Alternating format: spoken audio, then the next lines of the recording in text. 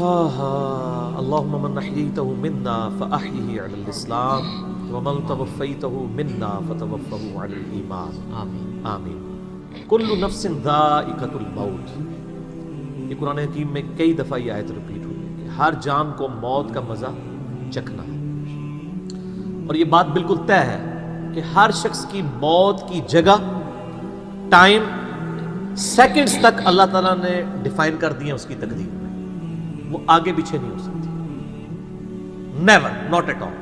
اور یہ جو بخاری مسلم میں آیا نا کہ جو شخص چاہتا ہے کہ اس کی عمر دراز کر دی جائے، اس کے رزق میں فراوانی ہو، وہ اپنے رشتہ داروں کے ساتھ حسن سلوک کرے، تو یہ بھی تقدیر میں لکھا ہوا ہوگا کہ اس کی عمر ہے 60 سال، لیکن یہ اپنے رشتہ داروں کے ساتھ حسن سلوک کرے گا، اللہ تعالیٰ اس کی عمر 70 سال کر دے گا، وہ بھی لکھا ہوگا، وہ 70 ہی ڈیفائن ہوئی ہے، وہ 60 کا 70 بننے کے بعد جو 70 ہے وہ اللہ تعالیٰ نے لکھا ہوا ہے، ٹھیک ہو گیا جی؟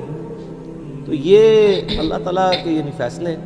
قرآن حکیم بالکل واضح ہے، سورہ آل عمران میں آتا ہے کہ جب غزوہ احد کے موقع کے اوپر منافقین نے کہا نا کہ ہم نے اپنے بھائیوں کو منع کیا تھا کہ احد کے میدان میں نہ جاؤ ورنہ قتل ہو جاؤ گے، تو اللہ تعالیٰ نے فرمایا اگر ان کی موت کا وقت آ چکا ہوتا یہ خود کھنچے چلے جاتے اپنی مقتل گاہوں کی طرف، یہ اپنے آپ کو روک بھی نہ پاتے۔ پھر سورہ نساء میں آیا کہ تم اپنے آپ کو مضبوط قلعوں میں بھی بند کر لو نا، موت تمہیں وہاں پہ بھی آ کے جائے گی، وہ موت کو آپ ٹال نہیں سکتے، ایک لمحہ نہ آگے ہوگی نہ پیچھے۔ سورہ لقمان کے بالکل اینڈ میں آتا ہے نا کہ 5 علوم اللہ تعالیٰ کے ساتھ خاص ہیں، ان میں ایک ہے کہ کوئی جان نہیں جانتی کہ اس کو کس زمین میں موت آئے گی، ہاں اللہ تعالیٰ وحی کے ذریعے بتا دے، جیسے مسلم شریف میں حدیث ہے نبی صلی اللہ علیہ وآلہ وسلم نے غزوہ بدر سے ایک دن پہلے زمین پہ لکیریں کھینچ دی تھی بدر کے میدان میں، یہاں کل ابو جہل کی لاش ہوگی، یہاں عتبہ کی ہوگی، یہاں امیہ ابن خلف کی ہوگی۔ سر اب آپ عمر سیریز دیکھیں نا، وہاں آپ کو لاشیں پڑی ہوئی نظر بھی آئیں، ٹھیک ہو گیا جی؟ تو یہ آپ صلی اللہ علیہ وآلہ وسلم نے پہلے ڈیفائن کر دی تھی ساری چیزیں، تو یہ اللہ تعالیٰ نے آپ کو وحی کے ذریعے بتایا تھا، اللہ تعالیٰ بتا سکتا ہے اپنے پیغمبر کو، تو واقعی موت کا وقت مقرر ہے، وہ ٹل نہیں سکتا۔ لیکن اس پہ یہ بھی سوال ہوتا ہے کہ اگر کوئی شخص کسی کو قتل کر دے تو پھر اس کا کیا قصور ہے؟ وہ اللہ تعالیٰ کا ایک قانون ہے، اس نے مرنا تو تھا، اس میں کوئی شک نہیں ہے، لیکن دنیا میں اللہ تعالیٰ نے رولز اور ریگولیشن کے ساتھ دنیا کو جوڑا ہوا ہے۔ سورۃ البقرہ میں آیا کہ قصاص میں انسانیت کی زندگی ہے، سورۃ المائدہ میں آیا جس نے ایک جان کو ناحق قتل کیا اس نے پوری انسانیت کو قتل کیا، اور جس نے ایک شخص کی جان بچائی پوری انسانیت کی جان بچائی۔ لہٰذا یہ جو کوئی کسی کو قتل کرے گا تو قرآن میں ہے قصاص کے اندر انسانیت کی زندگی ہے۔ انسانیت 2 چیزوں میں چل رہی ہے، احترام جان اور احترام مال۔ اگر یہ 2 چیزیں نکل جائیں تو معاشرہ نہیں چل سکتا۔ گوروں کا معاشرہ ہم سے بہتر کیوں ہے؟ بغیر ریلیجن کے بھی احترام جان احترام مال ہے، جسٹس ہے، انصاف ہے، عدالتیں آزاد ہے، جہاں پہ احترام جان بھی احترام مال بھی ہے۔ سالوں تک وہ ثبوت ڈھونڈتے رہتے ہیں، اس کے بعد بندے کو پکڑتے ہیں، یا بندے پکڑ کے غائب ہو کے مر مرا جاتے ہیں، ان کے رشتہ دار عدالتوں کے چکر کاٹتے رہتے ہیں کہ جی ہمارا بچہ اٹھایا گیا، نہ عدالتوں کو پتہ ہوتا ہے نہ اور کسی کو پتہ ہوتا ہے۔ تو یہ چیزیں تو پھر ظاہر ہے کہ ایک ریونج کریٹ کریں گی نا۔ ہم اس لیے کہتے ہیں عدالتوں کو آزاد ہونا چاہیے، عدالت سے اوپر کوئی نہیں ہونا چاہیے، عدالتیں آزاد ہوں گی باقی سارا سسٹم بہتر ہو جائے گا، ٹھیک ہو گیا؟ تو یہ یعنی اللہ تعالیٰ نے وقت مقرر کر دیا ہے، وہ آگے پیچھے نہیں ہوگا۔ اور آپ دیکھتے ہیں کتنے لوگ موت کے منہ سے واپس آ جاتے ہیں۔ حضرت خالد بن ولید رضی اللہ تعالیٰ 100 سے زیادہ مار کے لڑے انہوں نے، اور جب موت کا وقت قریب آیا وہ کہتے ہیں میرے جسم کا کوئی ایک حصہ بھی ایسا نہیں جہاں پہ کسی نیزے یا تلوار کا نشان موجود نہ ہو۔ یہ عمر سیریز میں انہوں نے ان کی موت کا وقت فلمایا ہے، ابو دردہ ان کے پاس بیٹھے ہوئے ہیں اور وہ کہتے ہیں دیکھ لو اگر موت میدان جنگ میں آنی ہوتی نا ابو دردہ تو میرے جسم کا ایک حصہ بھی ایسا نہیں جہاں پہ کوئی زخم نہ ہو، اور میں ایک بوڑھے اونٹ کی طرح بستر مرگ پہ مر رہا ہوں۔ میدان جنگ میں نہیں شہادت ملی، شہادت اتنی آسانی سے نہیں مل جاتی انسان کو، وہ اللہ تعالیٰ جس کے لیے ڈیفائن کرے گا۔ باقی یہ ہے کہ اللہ تعالیٰ نے ان کو ایک فضیلت دی کہ وہ اللہ کی تلوار تھی، ظاہر ہے تلوار تو ٹوٹ نہیں سکتی تھی، تو جو لوگ اللہ کے لیے زندگی گزارے وہ عام حالت میں بھی مرے اللہ تعالیٰ ان کو شہادت کا رتبہ عطا فرما دیتا ہے۔ میدان جنگ میں جانے سے موت نہیں آتی، کتنے لوگ موت کے منہ سے واپس آتے ہیں، اور سر ایئر کریش میں لوگ بچ گئے ہوئے ہیں، اور تو اور چھوڑ دیں جہاں پہ کوئی انسان امیجن نہیں کر سکتا، کئی بم پھٹتے ہیں، بندے مر جاتے ہیں، کسی عورت نے بچہ اٹھایا ہوا ہے، بچہ سیدھا سلامت مل جاتا ہے وہاں سے، یہ اللہ کے فیصلے ہیں کس کے لیے کیا زندگی رکھی ہے. وہ اسی لیے کہا جاتا ہے نا کہ مارنے والے سے جو بچانے والا جو ہے نا وہ بڑا ہے. یعنی وہ ویسے تو مارنے والا بھی اللہ ہی ہوتا ہے، لیکن وہ اس حوالے سے کہا جاتا ہے کہ دنیا میں اگر کوئی سمجھتا ہے نا کسی شخص کو مار سکتا ہے تو، اور اگر اللہ نے اس کی موت نہیں لکھی ہوئی تو نہیں ہے. موت انسان کی زندگی کی حفاظت کرتی ہے سر. میری سب سے بڑی محافظ میری موت ہے.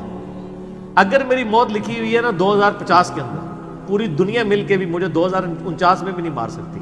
آج 2018 میں تو تصور بھی نہیں. اور اگر میری زندگی لکھی ہوئی ہے 2018 میں ختم ہونی، چاہے وہ ایئر کریش کے اندر ہو، چاہے وہ ہارٹ فیٹ کے ذریعے ہو، چاہے وہ گردوں کے فیلئر کے ذریعے ہو، چاہے برین ہیمریج کے ذریعے ہو، کسی بھی ذریعے سے ہو، تو کوئی اسے بڑھا نہیں سکتا. دیکھ لینا آپ پچھلے دنوں کتنا بڑا ایک واقعہ ہوا ہے. یعنی ہمارے پاکستان میں 3 ٹائمز جو پرائم منسٹر رہے ہیں نواز شریف صاحب، ان کی بیوی 1 سال سے زیادہ وینٹیلیٹر کے اوپر رہی ہے. ان کے پاس پیسے کی کوئی کمی تھی؟ علاج کرانے کا کوئی ایشو تھا؟ سب کچھ کروایا، بچا سکے؟ نہیں. غریب آدمی تو کہتا ہے پیسے ہوتے تھے شاید بچ ہی جاتا. سر جن کے پاس پیسے ہیں وہ بچا کے بتاتے ہیں. موت کا وقت لکھا ہوا ہے سر، کوئی نہیں ٹال سکتا. صرف پیغمبر کے بارے میں بخاری مسلم میں آتا ہے، عائشہ کہتی ہیں کہ نبی صلی اللہ علیہ وآلہ وسلم فرمایا تھا کہ اللہ تعالیٰ انسان جو پیغمبر ہوتا ہے نا اس کے اوپر یہ آپشن رکھتا ہے کہ وہ چاہے تو ہمیشہ کے لیے زندہ رہے، چاہے اسے موت آ جائے. پیغمبر کے علاوہ کسی اور کے لیے یہ فضیلت نہیں ہے. اور کہتی ہیں کہ بخاری مسلم دونوں میں نے وفات النبی پہ مسئلہ 163 بھی ریکارڈ کروایا، اس میں نے بتایا تھا کہ عائشہ کہتی ہیں نبی صلی اللہ علیہ وآلہ وسلم اپنے موت کے وقت بار بار اوپر سر مبارک یعنی اٹھاتے تھے اور کہتے تھے اللہم الرفیق الاعلیٰ. تو کہتی ہیں میں نے جان لیا کہ حضور اپنی صحت مند زمانے میں کہا کرتے تھے کہ موت کے وقت نبی کے اوپر پیش کیا جاتا ہے، چاہے تو وہ دنیا میں رہے چاہے اسے موت آ جائے. تو مجھے لگتا ہے کہ نبی علیہ السلام پہ اس وقت آفر وہ پیش کی جا رہی ہے اور آپ کہہ رہے ہیں اللہ مجھے رفیق الاعلیٰ کے ساتھ ملا لے. تو میں نے کہا مجھے اب پتہ چل گیا کہ آپ صلی اللہ علیہ وسلم کو یعنی وفات ہو جائے گی آپ کی. یہ نبی کے لیے خاص ہے اور کسی کو کوئی آپشن نہیں ملتا. وہ بخاری مسلم میں موجود ہے نا حدیث، حضرت موسیٰ علیہ السلام کے پاس حضرت اسرائیل علیہ السلام. اسرائیل کا لفظ تو یعنی تفسیر تبری میں اور یہودیوں کے ہاں ملتا ہے، یہ بنی اہل سنت کے ہاں بھی رناؤنڈ ہے. اصل میں لفظ ہے ملک الموت. دونوں لفظ ٹھیک ہے. ملک الموت علیہ السلام حضرت موسیٰ علیہ السلام کے پاس گئے، انہوں نے آگے سے تھپڑ مار دیا، ان کی آنکھ نکل گئی، انسانی شکل میں آئے تھے. تو وہ اللہ تعالیٰ کے پاس شکایت لے کے گئے کہ تو مجھے اس شخص کے پاس بھیج رہا ہے کہ جو مرنا نہیں چاہتا. اللہ تعالیٰ نے فرمایا اس کو جا کے کہو کہ تم جو ہے وہ بیل کی پشت کے اوپر ہاتھ رکھو، تمہارے ہاتھ کے نیچے جتنے بال آ جائیں گے نا اتنے سال بھی زندگی تمہاری اور بڑھا دی جائے، سینکڑوں سال. تو حضرت موسیٰ نے کہا اس کے بعد ان کا اس کے بعد موت. کل نفس ذائقۃ الموت، موت تو سب کو آنی ہے، ایک ہی ہے جسے موت نہیں آنی. یا حی یا قیوم برحمتک استغیث، اے خود سے زندہ اور ہر چیز کو تھامنے والے، باقی وہ سب کو موت آنی ہے. تو انہوں نے کہا پھر بعد میں آنی ہے تو ابھی کیوں نہیں؟ موت نہیں کوئی ٹال سکتا سر، ورنہ پیغمبروں کے لیے ٹل جاتی.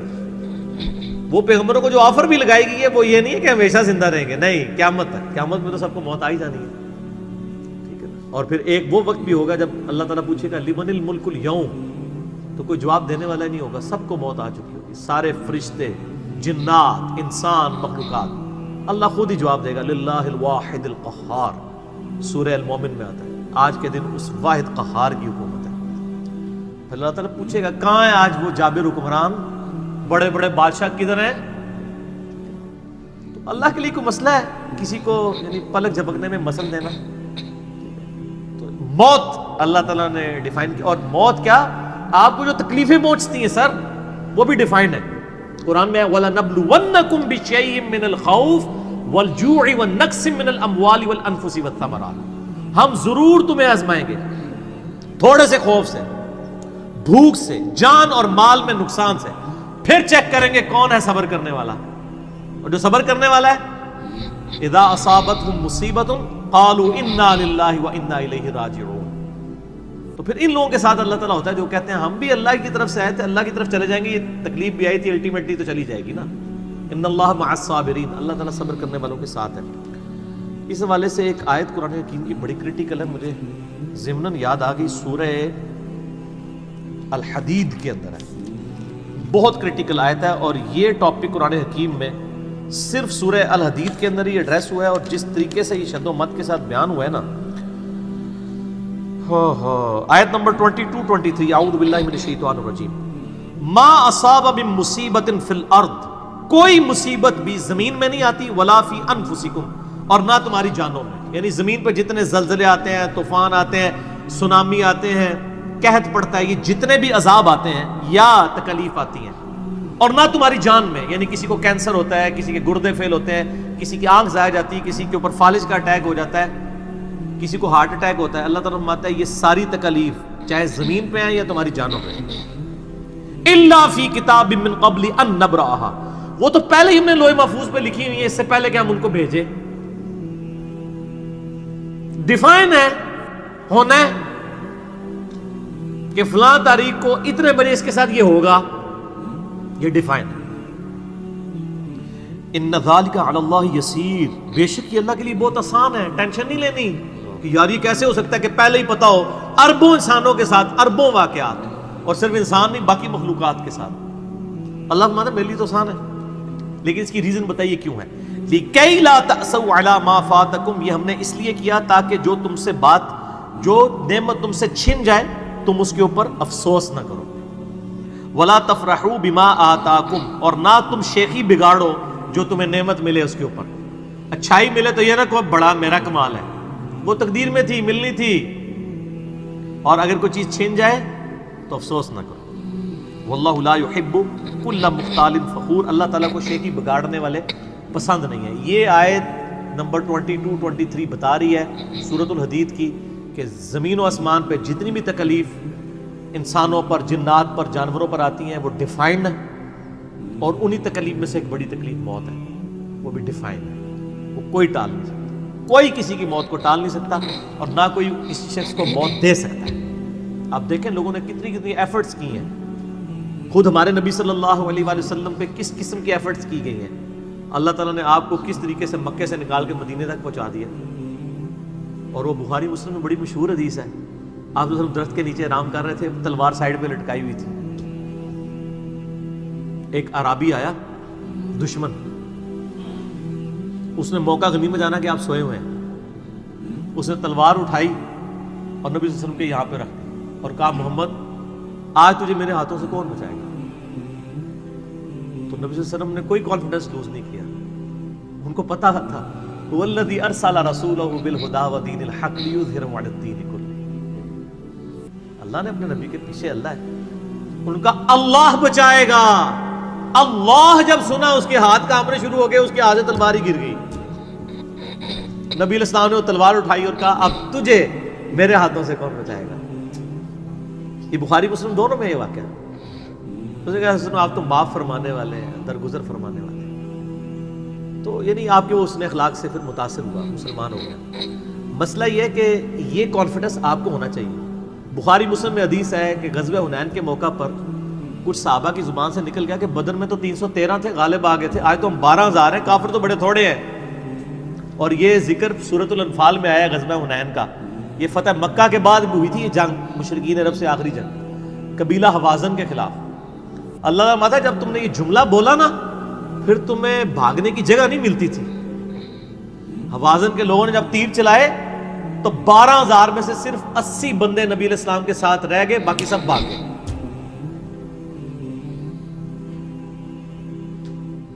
اور صحابہ کہتے ہیں، بخاری مسلم کے الفاظ ہیں، میں نے حضور کی معجزات والا جو لیکچر دیا ہے مسئلہ 131 A اس میں بتایا کہ نبی علیہ السلام اکیلے آگے جا رہے ہیں، انا النبی لا کذب انا ابن عبد المطلب، میں نبی ہوں اس میں کوئی شک نہیں ہے، اور میں عبد المطلب کا بیٹا ہوں۔ یہ رڈز پڑھتے ہوئے آپ صلی اللہ علیہ وسلم اکیلے آگے جا رہے ہیں، اور آپ صلی اللہ علیہ وسلم نے زمین سے یوں مٹھی بھری کنکریوں کی اور یوں کافروں کی طرف، اور فرمایا چہرے مسخ ہو جائیں، آنکھیں اندھی ہو جائیں، اور سب کی ہو گئی، مسلمانوں کو فتح ہو گئی۔ اور اسی کا ذکر ہے وَمَا رَمَيْتَ إِذْ رَمَيْتَ وَلَكِنَّ اللَّهَ رَمَىٰ، اے نبی جو آپ نے کنکریاں پھینکی تھی وہ آپ نے نہیں پھینکی تھی، وہ اللہ نے پھینکی تھی، یعنی اللہ کا پیچھے ڈیوائن ڈیسیژن تھا۔ تو کافروں کے خلاف فتح ہو گئی مسلم، یعنی نبی علیہ السلام کا کانفیڈنس لیول یہ تھا کہ اکیلے جا رہے ہیں، یہ نہیں دیکھ رہے کہ ہزاروں لوگ میرا ساتھ چھوڑ گئے ہیں، اکیلے فرنٹ سے لیڈ کر رہے ہیں. تو جن لوگوں کو یعنی اللہ پر یقین ہوتا ہے نا، ان کی یہی حالت ہوتی ہے، اور یہی صحابہ کرام کا یعنی یقین کامل تھا. اس لیے آپ دیکھیں نا، آپ عمر سیریز میں دیکھیں گے حضرت خالد ابن ولید جنگ یمامہ میں جب مسلمانوں کو شکست ہونے لگتی ہے اکیلے آگے جاتے ہیں. جنگ یرموک میں بھی ایسے ہی کرتے ہیں. تو جن کو اعتماد ہوتا ہے نا وہ پھر فرنٹ سے لیڈ کرتے ہیں کہ موت ٹال نہیں سکتی. موت کیا، تکلیف بھی جو آپ کو پہنچنی ہے، اور سر اسی کے ساتھ آپ زندگی گزار سکتے ہیں. اس کے بغیر آپ زندگی نہیں گزار سکتے، کڑ کڑ کے مر جائیں گے. آپ کس چیز کو کیٹر فور کر سکتے ہیں؟ ہم یقین کریں صبح اسکول بچوں کو بھیجتے ہیں تو دعائیں پڑھتے رہتے ہیں. کیا ہو سکتا ہے؟ ایکسیڈنٹ ہو سکتا ہے، وہاں پہ بچہ جھولے سے گر سکتا ہے، کسی کی ہڈی ٹوٹ سکتی ہے، کان پٹی پہ لگ جائے ڈیتھ ہو سکتی ہے. یار اتنی چیزوں کو کون کاؤنٹر فار کر سکتا ہے؟ اللہ. تو اللہ پہ توکل کریں، اور جب تکلیف آ جائے انا للہ و انا الیہ راجعون. صحیح مسلم میں حدیث ہے، نبی صلی اللہ علیہ وآلہ وسلم نے فرمایا جو شخص تکلیف کے وقت فوراً پڑھ لے انا للہ و انا الیہ راجعون اللہم اجرنی فی مصیبتی واخلف لی خیرا منہا، اللہ تعالیٰ اس کو اس کا بہتر نعم البدل عطا فرما دے گا. میرے یوٹیوب پہ کلپ بھی ہے اس دعا کے اوپر، مصیبت اور پریشانی کے حوالے سے یعنی بہتری کے لیے دعا، یہ کر کے لکھیں تو آپ کو کھل جائے گا. یہ آپ کو مشکات میں کتاب الجنائز چیپٹر میں پہلی جلد میں دعا مل جائے گی صحیح مسلم کے حوالے سے. ام سلمہ کہتی ہیں کہ جب میرا خامن فوت ہوا تو میں نے یہ فوراً دعا پڑھ لی، انا للہ و انا الیہ راجعون، ہم بھی اللہ کی طرف سے ہیں، اس کی طرف لوٹ کے جانے والے ہیں. اللہم اجرنی فی مصیبتی، اے اللہ مجھے اس مصیبت میں بہتر اجر عطا فرما، واخلف لی خیرا منہا، اور مجھے اس سے بہتر بدلہ عطا فرما دے. کہتی میں دل میں سوچ رہی تھی کہ اس سے بہتر مجھے خامد کیسے مل سکتا ہے. ابو سلمہ سے بہتر تو انسان حضور کے صحابہ میں بھی کوئی نہیں ہے. عدت گزاری تو نبی علیہ السلام نے رشتے کا پیغام بھیج دیا، ام المومنین بن گئی. اور ہماری وہ ماں ہے جو سب سے آخر میں فوت ہوئی ہیں، واقعہ کربلا کے بھی بعد فوت ہوئی ہیں، ام سلمہ. واقعہ کربلا ان کی زندگی میں ہوا ہے، ام سلمہ رضی اللہ تعالی عنہا.